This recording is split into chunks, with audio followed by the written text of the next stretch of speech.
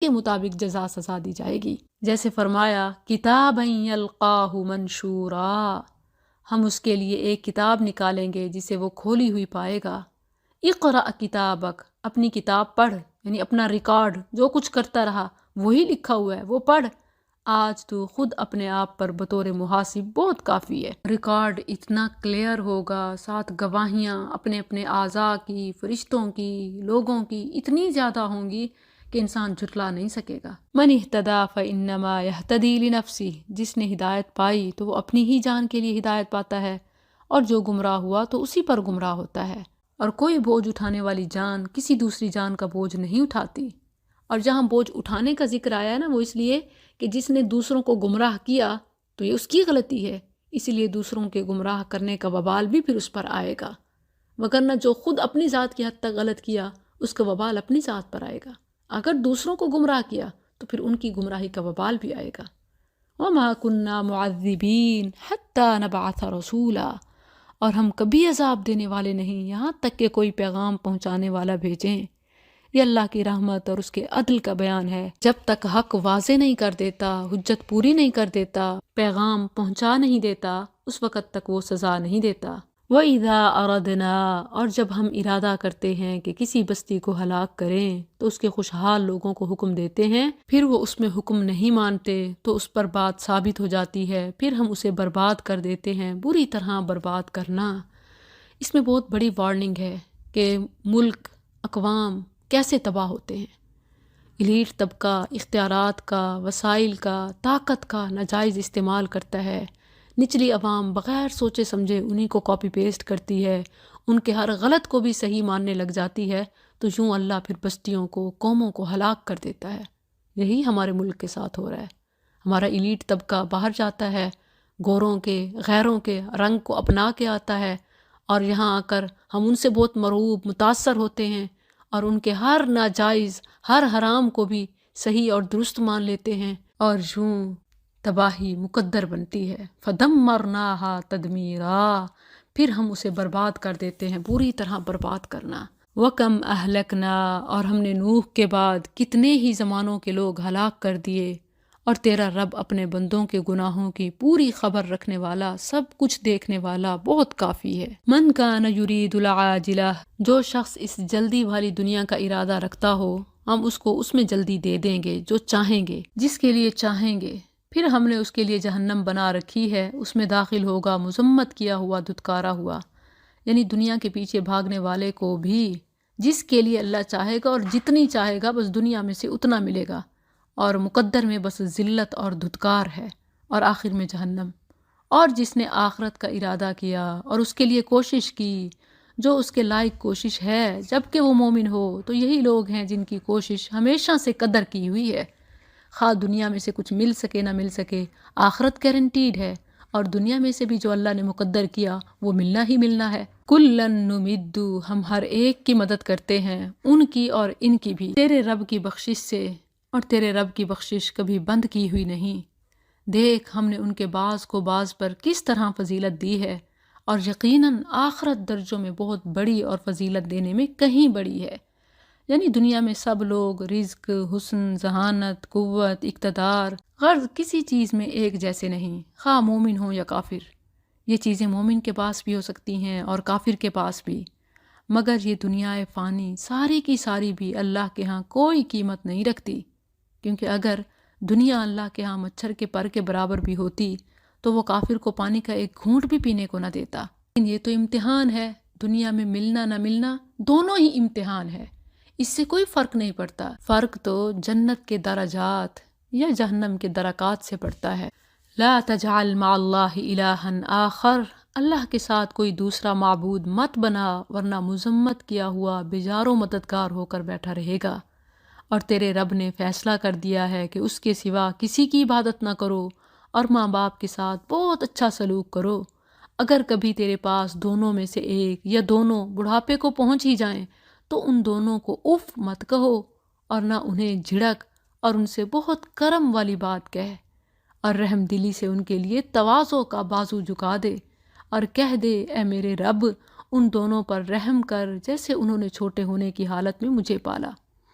اللہ تعالیٰ نے کئی مقامات پر صرف اپنی عبادت کی تاکید کے ساتھ والدین سے احسان کا ذکر فرمایا۔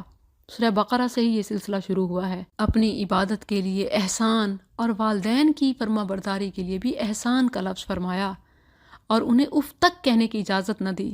جو اکتاہٹ اور بے ادبی میں ہلکا سا انسان اظہار کرتا ہے کہ اف، حالانکہ کچھ کہا نہیں ہے، صرف اپنی ناگواری اور بیزاری کا اظہار ہے، اللہ تعالیٰ نے اس کی بھی اجازت نہیں دی، اور پھر پرندے کی طرح پر جھکانے کا حکم دیا۔ کیوں؟ اس لیے کہ والدین بھی سردی اور گرمی سے بچانے کے لیے ایک شیلٹر اور رکاوٹ ہوتے ہیں، تو اولاد کو بھی بالکل ویسے ہی ماں باپ کی کمزوری اور بڑھاپے میں، بزرگی میں، ہر طرح کے حالات میں محافظ بن جائیں۔ پھر دعا کا بھی حکم دیا کہ اپنا بھی بیسٹ کرو اور ان کے لیے رب سے بھی بیسٹ مانگو۔ حکم دیا وقل، اور کہو۔ اس سے معلوم ہوتا ہے کہ والدین کے لیے اللہ سے رحم کی دعا کرنا فرض ہے، کیونکہ یہ اللہ کا حکم ہے۔ اس لیے روزانہ ان کی زندگی میں اور فوت ہونے کے بعد اپنی دعا میں ان کے لیے ان الفاظ کے ساتھ یا دوسرے کسی الفاظ کے ساتھ رب سے ضرور مغفرت اور رحمت مانگیں۔ ابراہیم علیہ السلام کی دعا سورہ ابراہیم میں آپ پڑھ چکے ہیں، ربنا اغفر لی ولوالدی وللمؤمنین یوم یقوم الحساب۔ اسی طرح رب ارحمہما کما ربیانی صغیرا، ربکم اعلم بما فی نفوسکم، تمہارا رب زیادہ جاننے والا ہے جو تمہارے دلوں میں ہے۔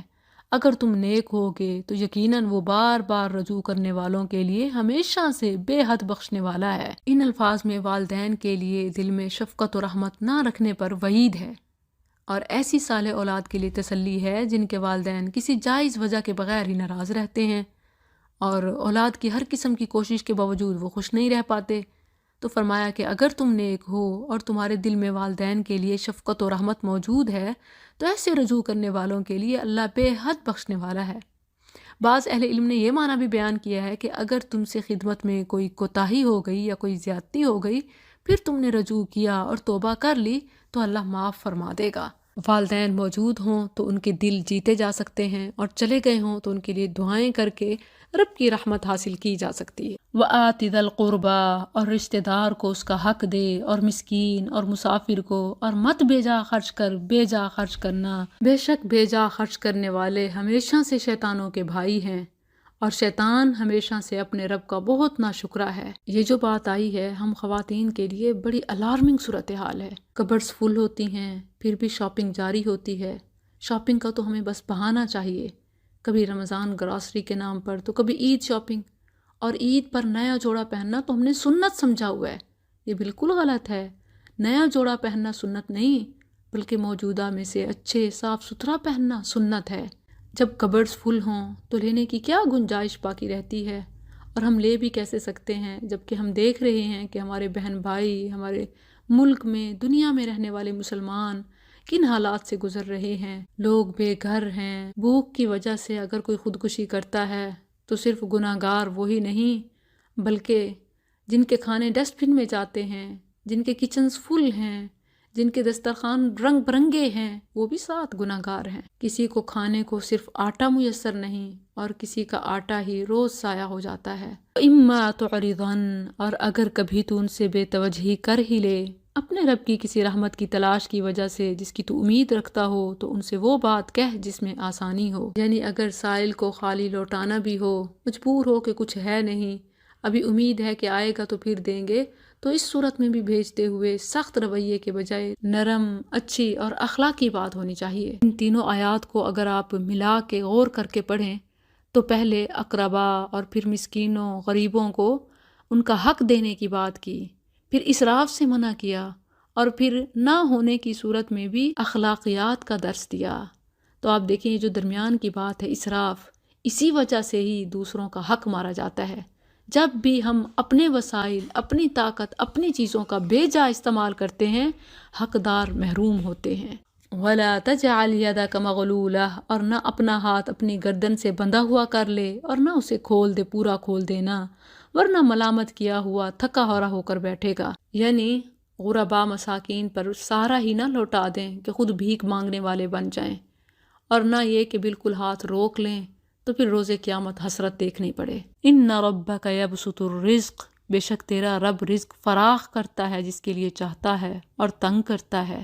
بے شک وہ ہمیشہ سے اپنے بندوں کی پوری خبر رکھنے والا، خوب دیکھنے والا ہے۔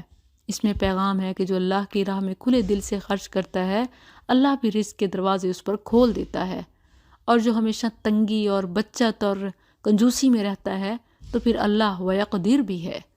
وَلَا تَقْتُلُوا أَوْلَادَكُمْ، اور اپنی اولاد کو مفلسی کے ڈر سے قتل نہ کرو، ہم ہی انہیں رزق دیتے ہیں اور تمہیں بھی، بے شک ان کا قتل ہمیشہ سے بہت بڑا گناہ ہے۔ اور زنا کے قریب نہ جاؤ، بے شک وہ ہمیشہ سے بہت بڑی بے حیائی ہے اور برا راستہ ہے۔ یہاں دیکھیں تو صرف ایک کبیرہ بڑے گناہ سے ہی نہیں بلکہ اس کے قریب جانے والے راستوں سے بھی روک دیا۔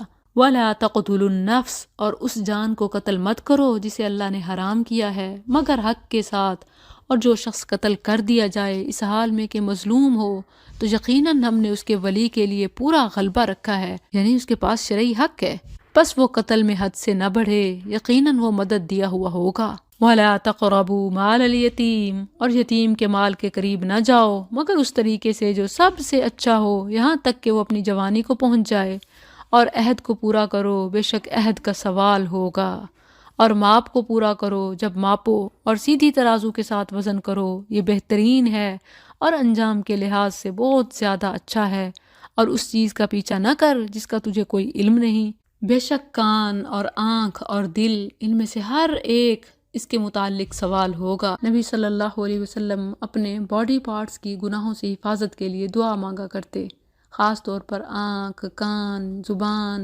دل۔ اللہم طہر قلبی من النفاق، وعملی من الریاء، ولسانی من الکذب، وعینی من الخیانہ، فإنك تعلم خائنة الأعین وما تخفی الصدور، ولا تمشی فی الأرض مرحا، اور زمین میں اکڑ کر نہ چل۔ یاد رہے کہ یہ صرف فزیکل واک کی بات نہیں ہے بلکہ پورے بیہیویئر، ایٹیٹیوڈ کی بات ہے۔ کتنی ہی خواتین ہیں جو اپنے خاوند، اپنے میکے، اپنے سسرال، سٹیٹس اور طاقت اور دولت کے لیے دوسروں کو ہمیشہ نیچا دکھانے پر تلی ہوتی ہیں، وہ تمام ان میں ہیں۔ کتنے ہی ایسے لوگ ہیں، صرف خواتین ہی، کئی مرد اپنے اثر و رسوخ کا حرام کاریوں میں استعمال کرتے ہیں۔ وَلَا تَمْشِ فِي الْأَرْضِ مَرَحًا، اور زمین میں اکڑ کر نہ چل۔ إِنَّكَ لَن تَخْرِقَ الْأَرْض، بے شک تو نہ کبھی زمین کو پھاڑے گا اور نہ کبھی لمبائی میں پہاڑوں تک پہنچے گا۔ كُلُّ ذَلِكَ كَانَ سَيِّئُهُ، یہ سب کام ان کا برا تیرے رب کے ہاں ہمیشہ سے ناپسندیدہ ہے، یعنی اللہ ہر حرکت سے واقف ہے۔ ذَلِكَ مِمَّا أَوْحَى، یہ اس میں سے ہے جو تیرے رب نے حکمت میں سے تیری طرف وحی کی، اور اللہ کے ساتھ کوئی دوسرا معبود مت بنا، بس تو ملامت کیا ہوا، دھتکارا ہوا جہنم میں ڈال دیا جائے گا۔ پھر کیا تمہارے رب نے تمہیں بیٹوں کے ساتھ چن لیا اور خود فرشتوں میں سے بیٹیاں بنا لی؟ یہ نہ صرف اس وقت فرشتوں کو اللہ کی بیٹیاں، بلکہ آج بھی دیکھیں تو مختلف بت خواتین کے بنائے جاتے ہیں۔